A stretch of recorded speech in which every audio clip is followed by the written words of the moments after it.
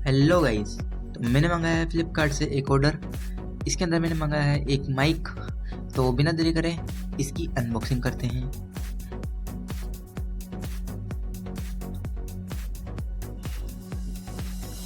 और इसके अंदर हमें मिलता है एक माइक और एक केबल। तो इसे हम खोलते हैं और देखते हैं माइक को। तो ये कुछ दिखने में ऐसा है और इसकी क्वालिटी तो मुझे अच्छी लग रही है।